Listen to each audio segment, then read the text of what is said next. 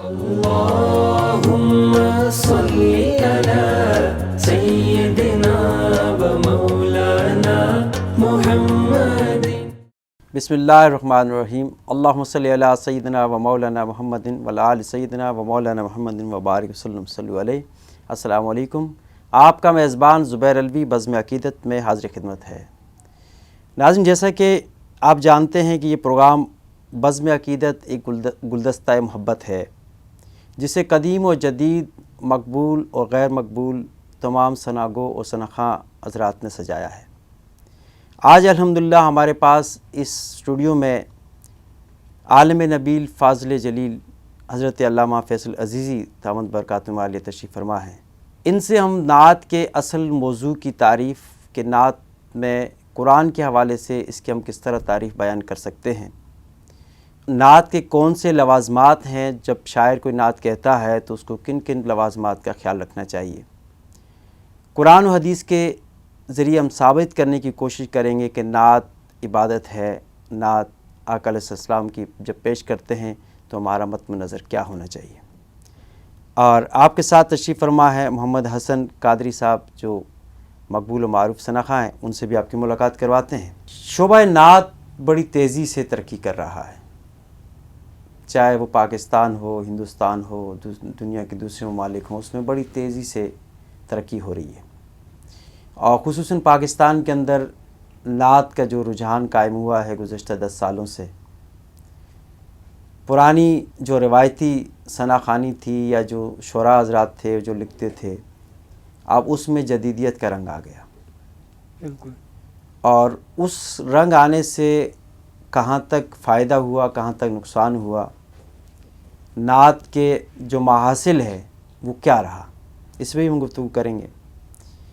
سب سے پہلے تو میں آپ سے یہی جاننا چاہوں گا کہ نعت کی تعریف ہم قرآن کے حوالے سے کس طرح کر سکتے ہیں کہ اللہ تبارک و تعالیٰ نے آپ صلی اللہ علیہ وسلم کی یا نعت کی کیا تعریف کی؟ نعت در حقیقت تعریف ہے، اور یہ تعریف خاص ہے حضور نبی اکرم علیہ الصلوۃ والسلام کے لیے۔ یعنی یہ کہ تعریف صرف رسول اکرم کے لیے ہو تو اس مضمون کو ہی نعت کہا جائے گا۔ اگر وہ تعریف ذات رسالت سے ہٹ کر کسی اور جہت میں ہو تو وہ حمد ہو سکتی ہے، منقبت ہو سکتی ہے، قصیدہ ہو سکتا ہے، لیکن وہ نعت نہیں ہو سکتی۔ اولاً یہ کہ مدح سرکار منظوم، اور جب ہم قرآن حکیم میں دیکھتے ہیں تو قرآن حکیم میں نعت کا پورا ایک منظر نامہ ملتا ہے کہ نعت تو حضور کی تعریف ہے، حضور کے سراپے کی تعریف، حضور کے فضائل کا بیان، حضور کی عادات و اطوار کا بیان۔ قرآن حکیم کے پہلے لفظ کو دیکھیں، پہلی سورت، پہلا لفظ الحمدللہ رب العالمین، اور پہلی آیت کا جو پہلا لفظ ہے وہ ہے الحمد، اور حمد کے معنی تعریف۔ ترتیب کے لحاظ سے پہلا ترتیب، الحمد شریف ترتیب کے لحاظ سے، ترتیب کتابی میں جی پہلی سورت، پہلی آیت، پہلا لفظ الحمد، تعریف۔ الحمدللہ رب العالمین، تمام تعریف اس اللہ کے لیے جو عالمین کا رب ہے۔ واہ۔ سوال یہ ہے کہ تعریف تو کسی عمل کے نتیجے میں ہوتی ہے، تو وہ عمل کیا ہے کہ جس کے نتیجے میں تمام تعریفیں اللہ کے لیے؟ وہ عمل، وہ کام، وہ کارنامہ کیا ہے کہ ساری تعریفیں اللہ کے لیے؟ لہٰذا اس پر مفسرین کرام نے فرمایا کہ حمد تعریف ہے، اور خداوند ذوالجلال نے اپنی تعریفوں کا ایک مظہر بنایا، جس میں خداوند ذوالجلال نے اپنی صفات کا پرتو رکھا، اور اس حمد سے جو پیکر تشکیل دیا گیا وہ حمد سے بنا محمد صلی اللہ علیہ وسلم، کہ یہ ذات رسالت ہے کہ اگر حمد پروردگار لفظوں میں دیکھنی ہے تو قرآن دیکھو، اور حمد پروردگار اگر کسی پیکر میں دیکھنی ہے تو اس کو دیکھو جو حمد سے محمد بنا۔ سبحان اللہ، سبحان اللہ۔ واہ۔ اور پھر ایسی تعریف صلی اللہ تعالیٰ علیہ وسلم، ایسی تعریف کہ پھر ایسی تعریف کسی کی نہیں کہ سرکار کے اگر چہرے کا بیان کیا تو یہ نہیں کہا کہ بڑا حسین، دلکش، جاذب نظر، خوش نظر، خوش جمال چہرہ، نہیں، والضحیٰ، اے نبی دن کا اجالا ہیج ہے، آپ کے چہرے کی روشنی زیادہ ہے۔ جب زلفوں کی بات کی تو ہمارے شعراء کا ایک مزاج ہے، زلفوں کو مختلف تشبیہات اور استعاروں سے یاد کرتے ہیں کہ الجھا ہے پاؤں یار کا زلف دراز میں، لعاب اپنے دام میں صیاد آ گیا، کہ شب ہجر سے بھی میر تقی میر، شب ہجر سے بھی 2 ہاتھ بڑی تھی وہ سیاہ زلف جو پس پشت پڑی تھی. یا جیسے کہنے والوں نے کہا کہ بار ہفت افلاک بھی اس ناتواں شانے پہ ہے، زلف سے کہنا کہ ذرا آہستہ سر شانہ کھلے. غزل کے شعراء نے زلفوں پر بہت لکھا، لیکن جب رسول اکرم کی زلفوں کی بات آئی تو قرآن حکیم نے ایسی تعریف کی کہ غزل گو شعراء کے قلم شکستہ ہو گئے. اللہ فرمایا کہ کیا کہنے، واہ واہ، واللیل اذا سجا، سجا، واہ اے واہ، محبوب رات کے دامن میں تاریکی کم ہے، تمہاری زلفوں میں سیاہی زیادہ اوئے ہے. ہوئے ہوئے، اوئے ہوئے.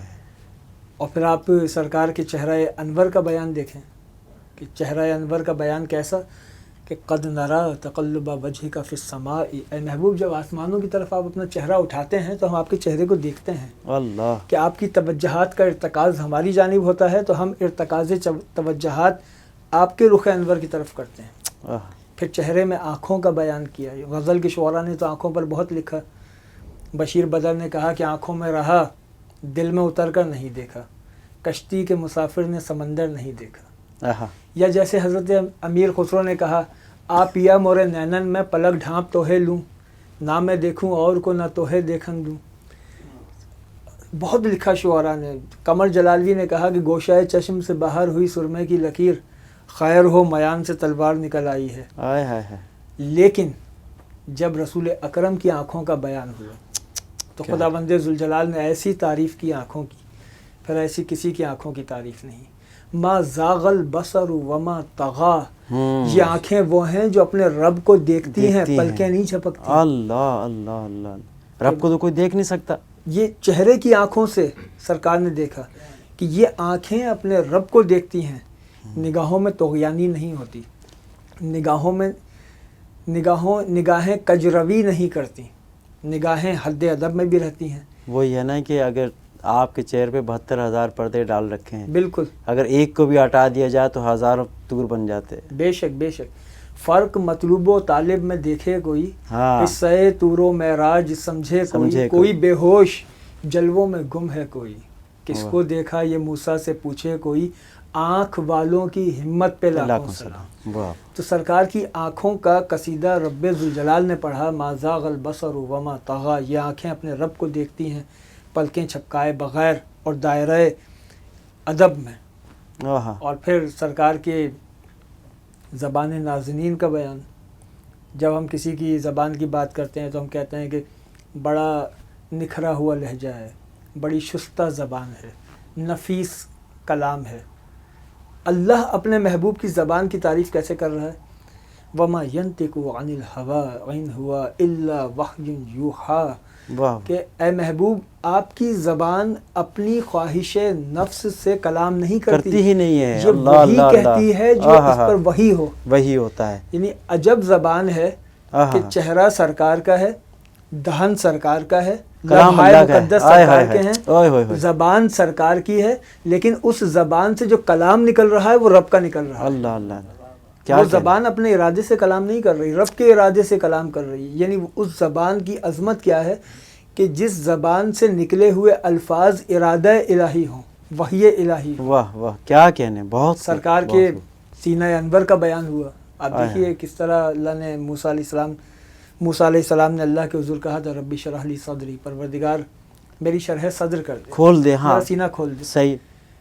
آپ کو قرآن حکیم میں یہ دعا تو ملے گی موسیٰ علیہ السلام کے حوالے سے، موسیٰ علیہ السلام کے تعلق سے، لیکن کہیں آپ کو حضور کی دعا نہیں ملے گی ایسی کہ حضور نے کبھی کہا ہو کہ میرا سینہ کھول دے. حضور سے تو کہا گیا الم نشرح لک صدرک، اے محبوب کیا ہم نے آپ کا سینہ نہیں کھولا. کیا کہنا. وہ کہتے ہیں میرا سینہ کھول دے، یہ کہتے ہیں کہ ان سے کہا جاتا ہے کہ ہم نے آپ کا سینہ نہیں کھول دیا، اس لیے کہ موسیٰ کلیم اللہ ہیں لیکن طالب ہیں، اور موسیٰ حبیب اللہ ہیں یہ مطلوب ہیں. واہ.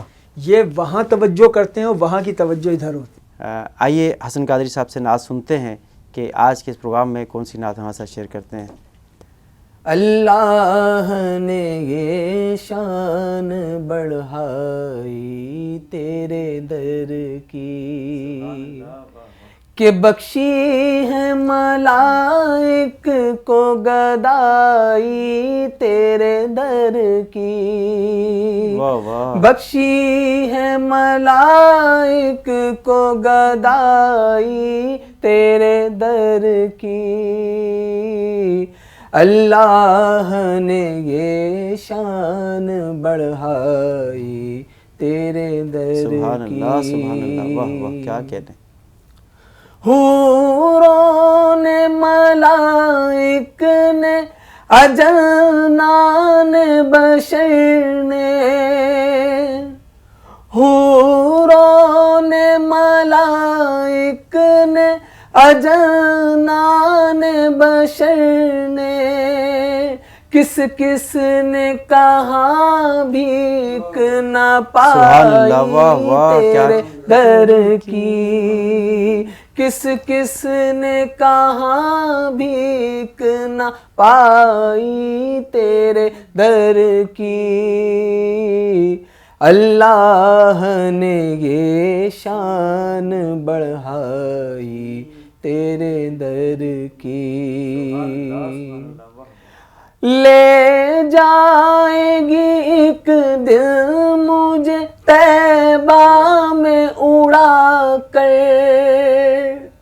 لے جائے گی ایک دن مجھے طیبہ میں اڑا کر، جس وقت ہوا جھوم کے آئی تیرے در کی، جس وقت ہوا جھوم کے آئی تیرے در کی، اللہ نے یہ شان بڑھائی تیرے در کی، محشر میں بھی اس شان سے جاؤں گا منور، انشاءاللہ، واہ واہ، محشر میں بھی اس شان سے جاؤں گا منور، کہ رکھے ہوئے کاندھے پہ چٹائی تیرے در کی، کہ رکھے ہوئے کاندھے پہ چٹائی تیرے در کی، اللہ نے یہ شان بڑھائی تیرے در کی، کہ بخشی ہے ملائک کو گدائی تیرے در کی، اللہ نے یہ شان بڑھائی تیرے در کی، واہ سبحان اللہ، کیا کہنے، اللہ نے یہ شان بڑھائی تیرے در کی، کیا کہنے، واہ واہ. علامہ صاحب، جس طرح ہم گفتگو کر رہے تھے کہ نعت قرآن کے حوالے سے اللہ تبارک و تعالیٰ نے والدعا کہہ کر، کہیں یاسین کہہ کر، کہیں مزمل کہہ کر، مختلف الفاظ میں مختلف مواقعوں پہ اللہ تبارک و تعالیٰ نے اپنے حبیب کی تعریف حمد و ثنا بیان کی. اور جس طرح آپ نے فرمایا کہ نعت وہی ہے جس میں آقا علیہ الصلوۃ والسلام کا ذکر ہو، بالکل، ان کے خصائل کا ذکر ہو، ان کے جمال کا ذکر ہو، ان کی سیرت کا ذکر ہو، یہ نعت ہے. بالکل. تو ہمارے ہاں اکثر یہ دیکھا گیا ہے کہ شعراء حضرات اور نعت خواں حضرات جو نعت پڑھتے ہیں وہ زیادہ آپ کے جو ہے کہ شمائل پہ بات، خصائل پہ بات، لیکن سیرت پر گفتگو کم ہوتی ہے. تو آپ کیا یہ سمجھتے ہیں کہ ان چیزوں کو اجاگر کرنے سے، جس طرح کہ رخسار کا ذکر کیا، سبحان اللہ، آپ کی جسامت کا، قد کا ذکر کیا، سبحان اللہ، کیا کہنے، آپ کی زلفوں کا ذکر کیا، آپ کی چشم عطر کا ذکر کیا، لیکن جو آپ نے اس دنیا کے اندر جب آپ تشریف لائے اس کے بعد جو آپ نے کام کیے اس کی طرف توجہ کم ہوتی ہے، یہ کیا وجہ ہے؟ اصل میں نعت کیونکہ مدح پیغمبر ہے اور عشق اور محبت کی کیفیات اپنے اندر لیے ہوئے، لہٰذا اس میں سیرت پر بھی گفتگو ہونی چاہیے، لیکن سیرت کے لیے باقاعدہ اس کے لیے نثری مضامین ہیں، اس کے لیے خطابات ہیں، اس کے لیے نثری کتب ہیں سیرت کو پہنچانے کے لیے، کیونکہ حضور کی سیرت ایسی عظیم ہے کہ اس کو محض مصروں کے ذریعے پہنچایا جانا یہ ناانصافی ہوگی کہ ہم اس کو منظوم کر کے پہنچائیں. ہاں شعراء اس کو منظوم کر کے بیان کریں یہ بہت اچھی بات ہے، لیکن اسی پر انحصار کرنا کہ شعراء سیرت بیان کریں، سیرت در حقیقت یہ سیرت کا بیان اہل علم علماء کا ہے، اور شعراء وہ بھی اہل علم ہوتے ہیں لیکن ان کے علم کا میدان جدا گانا ہے، لہٰذا وہ حضور کی تعریف اور توصیف کو شاعرانہ مضامین میں اپنے طور پر حفیظ جالندھری کتنے بڑے شاعر گزرے ہیں جنہوں نے ہمارا قومی ترانہ لکھا. بالکل آپ نے 6 جلدیں لکھی ہیں شاہنامہ اسلام. شاہنامہ اسلام، اور وہ 6 جلدوں میں انہوں نے یہ شاعری کی ہے اور ہر واقعے کو منظوم کیا انہوں نے. جی یہی وجہ ہے کہ وہ پوری جو شاہنامہ اسلام ہے وہ نعت نہیں کہلاتی، وہ تاریخ اسلام کہلاتی. تاریخ اسلام کہلاتی. اسی طریقے سے بہت سارے شعراء نے، الطاف حسین حالی نے کوشش کی، مسدس مد و جزر اسلام ہاں انہوں نے لکھی، اور بہت شعراء نے کوشش کی، لیکن جو نعت ہے وہ نعت صرف وہی ہے جس میں حضور کی تعریف، حضور کی باتیں، کہ سرکار کی گلیوں سے گزر جائے اگر نعت، لے آئے مدینے کی فضاؤں کا اثر نعت. نعت وہ ہے کہ انسان کے اندر جو عشق رسول کی رمق ہر مسلمان میں موجود ہے، وہ چنگاری جو ہر مسلمان میں موجود ہے، نعت اس کو ہوا دیتی ہے، اس چنگاری کو الاؤ بناتی ہے، اس چنگاری کو روشن کرتی ہے. تو نعت گو کا مقصد صرف یہ ہونا چاہیے کہ وہ حضور کے سراپے کے ذریعے، چاہے فضائل کے ذریعے، چاہے حضور کی سیرت مبارکہ کے ذریعے، کسی بھی زاویے سے وہ گفتگو کرے، لیکن اس میں حضور کی مدحت ایسی ہو کہ جس سے سننے والے پر، پڑھنے والے پر جو اثرات ہوں، ان اثرات کے نتیجے میں وہ دربار رسالت سے قریب ہو جائے. نہیں، یہاں پر جو ہے نا ایک مسئلہ جو کھڑا ہوتا ہے وہ یہ ہے کہ جس طرح نعت خواں ہیں، جو نعت پڑھنے والے ہیں، نعت سننے والے ہیں، ان کو شب و روز اسی میں لگاتے ہیں کہ وہ دن کو بھی نعت پڑھ رہے ہیں، رات کو بھی نعت پڑھ رہے ہیں، لیکن ان کا عمل اس کے خلاف جا رہا ہے. زبان سے تو وہ نعت ادا کر رہے ہیں، کہہ رہے ہیں کہ ہم نعت قرآن کی صورت میں ہم نعت سناتے ہیں.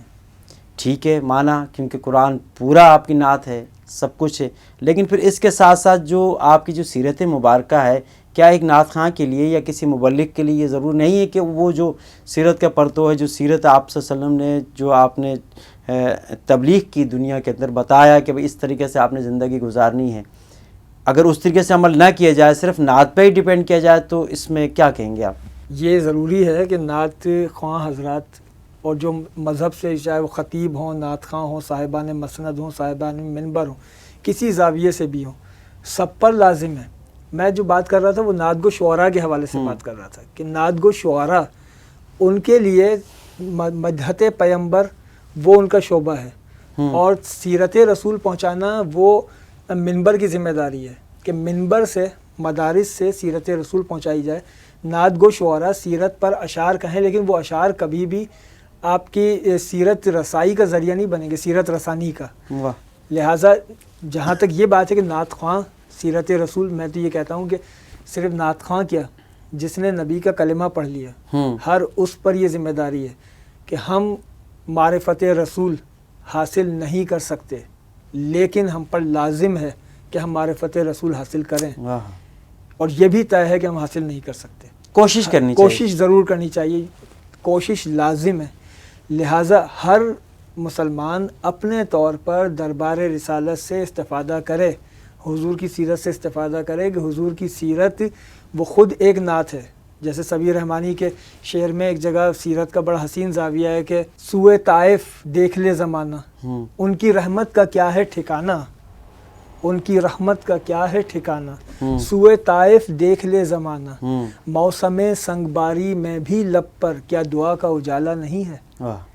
اب دیکھیے یہ ایک نعت بھی ہے اور اس میں پورا ایک سیرت کا واقعہ بھی پہلو جو ہے کہ ان کو اجاگر کر دیا، حضور کی سیرت کا پورا ایک پہلو بھی اس میں موجود ہے. ٹھیک ہے. اچھا، آپ نے شعراء کے حوالے سے بات کی، تو میں اس موقع کو غنیمت جانتے ہوئے یہ سوال آپ سے پوچھ رہا ہوں کہ ایک شاعر کے لیے قرآن و حدیث جاننا ضروری ہے، یا جو وہ کلام لکھ رہا ہے وہ آپ کے شایان شان ہے یا نہیں ہے؟ جدید نعت خوانی میں، جدید شعراء میں آپ نے یہ دیکھا ہوگا کہ آج کل کے جو نعت خوانی کی جا رہی ہے، تو اس سے آپ مطمئن ہیں؟ آپ کیا سمجھتے ہیں کہ اس میں تبدیلی ہونی چاہیے، یا جو شعراء جو لکھ رہے ہیں ان کو اصلاح کی ضرورت ہے یا نہیں؟ نعت شاعری ضرور ہے لیکن فقط شاعری نہیں ہے. فقط شاعری نہیں فقط ہے. شاعری نہیں. واہ. کہ کوئی آدمی یہ سوچے کہ میں شاعر ہوں، میں نے اتنی غزلیں کہہ رکھی ہیں، اتنی نظمیں کہہ رکھی ہیں، مجھے قافیے کا، ردیف کا، اوزان کا پتہ ہے تو میں نعت بھی کہہ لوں. یہ صحیح. ایسا معاملہ نہیں ہے. نعت کہنے کے لیے بہت زیادہ احتیاط کی ضرورت ہے، بہت زیادہ شاعر کو محتاط ہونے کی ضرورت ہے. کیونکہ نعت وہ دربار ہے کہ نعت کہتے ہوئے کوئی ایسا لفظ جو آپ حضور کی تعریف میں استعمال کر رہے ہیں لیکن اس لفظ کے 100 معنی ہیں، 99 معنی مثبت ہیں، ایک معنی منفی ہے اور آپ اس منفی معنی میں استعمال نہیں کر رہے، لیکن اس لفظ کے 100 میں سے ایک معنی اگر منفی ہیں تو وہ لفظ حضور کے لیے استعمال نہ کیا جائے. احتیاط اتنی ہونی چاہیے. بے شک. اور قرآن حکیم نے اس جانب اشارہ بھی کیا ہے. قرآن حکیم نے بتایا کہ یا ایھا الذین آمنوا لا تقولوا راعینا وقولوا انظرنا، اے ایمان والو راعینا نہ کہا کرو، انظرنا کہا کرو. انظر نہ کہا کرو. کیا کہنے. واہ واہ. کیوں راعینا نہ کہا کرو؟ راعینا کے معنی ہیں ہماری طرف دیکھیے، ہماری رعایت کیجیے، ہماری طرف دیکھیے. اور انظرنا کے معنی بھی ہیں ہم پر نظر کیجیے، ہماری طرف دیکھیے.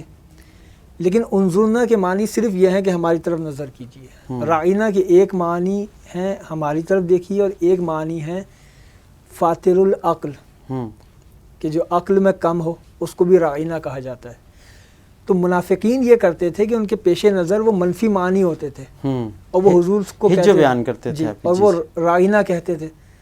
صحابہ کرام سمجھتے تھے شاید یہ کہہ رہے ہیں کہ ہماری طرف دیکھیے. تو قرآن حکیم نے صحابہ کرام کو منع کیا، یا ایھا الذین آمنوا لا تقولوا راعینا، کہ اگر کوئی ایمان والا بھی راعینا کہتا ہے اس کے پیش نظر یہی ہوتا ہے کہ حضور ہماری طرف دیکھیے، لیکن کیونکہ اس کے ایک معنی ایسے ہیں جو شان رسالت نہیں ہے کیا کہنے. تو منع کر دیا کہ لا تقولوا راعینا وقولوا انظرنا، راعینا نہیں کہو، انظرنا کہو.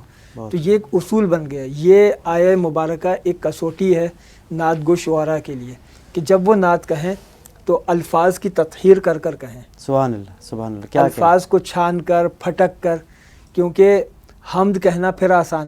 یہ جو آپ نے بات ارشاد فرمائی مجھے اس پر ایک واقعہ یاد آ گیا اقبال عظیم صاحب کا.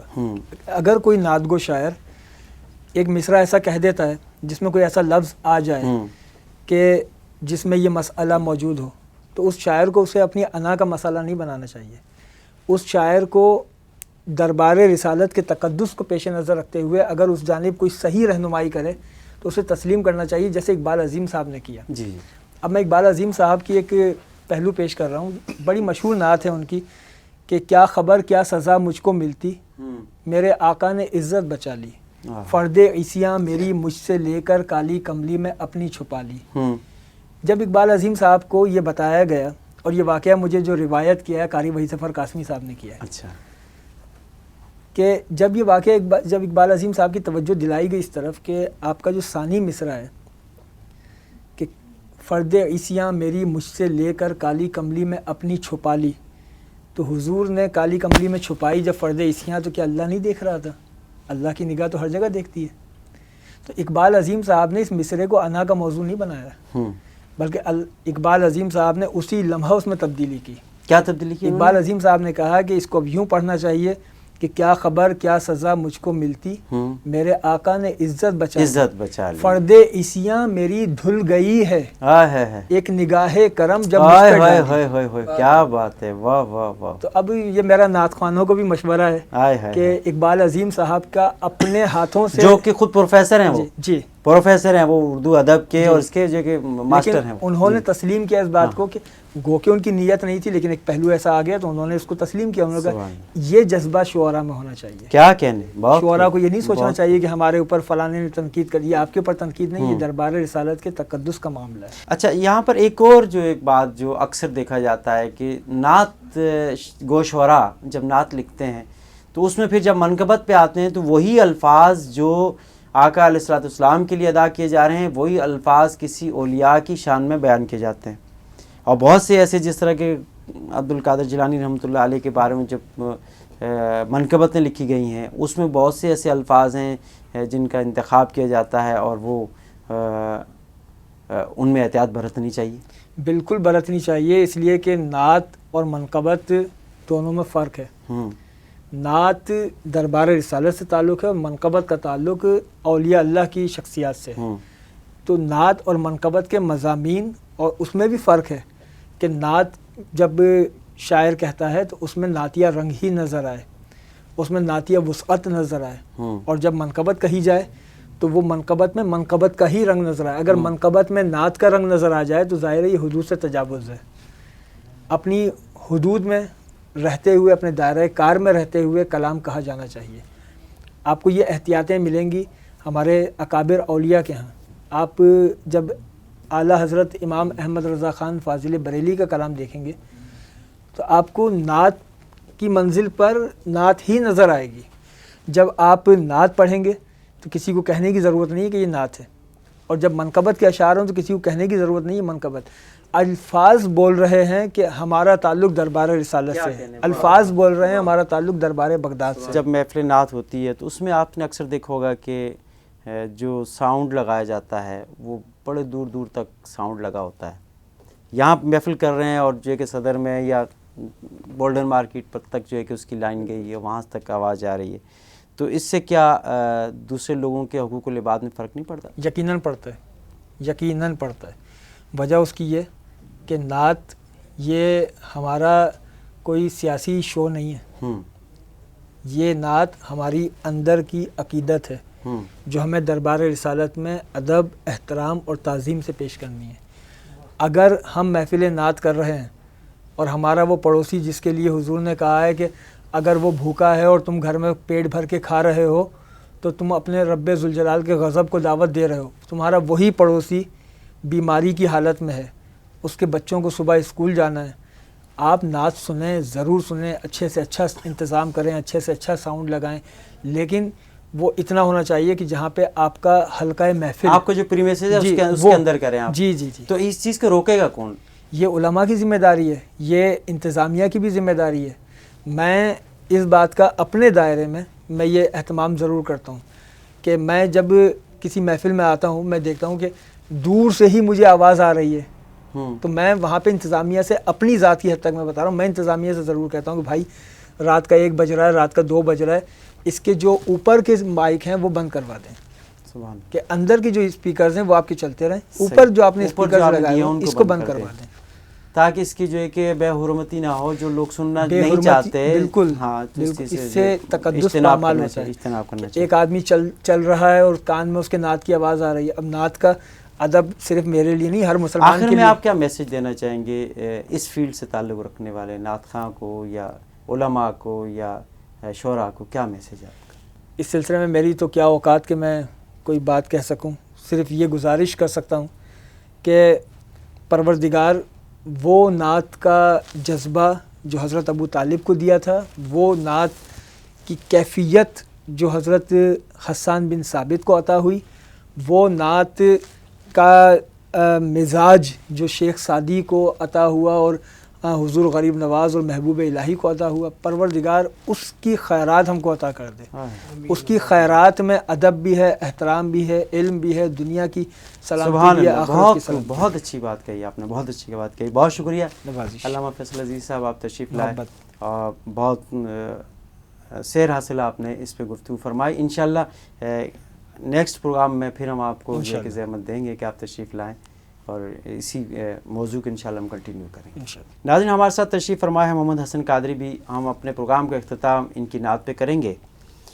آج کے اس پروگرام میں بہت سی ایسی باتیں, بہت سی ایسے موضوعات کو علامہ صاحب نے آشکار کرنے کی کوشش کی, واضح کرنے کی کوشش کی کہ نعت اصل عبادت ہے اور اس عبادت کو اس طرح کیا جائے کہ جس سے دوسرے بھی جو ہے کہ متاثر نہ ہوں اور ہماری عقیدت و احترام بھی برقرار رہے. اللہ تبارک و تعالی ہمیں صحیح عمل کرنے کی توفیق عطا فرمائے اور ہمیں ان تمام چیزوں سے اجتناب کرنے کی توفیق عطا فرمائے جو دوسروں کی تکلیف یا اذا رسانی کا باعث بنتے ہیں. اپنے میزبان زبیر الوی کو اجازت دیجیے.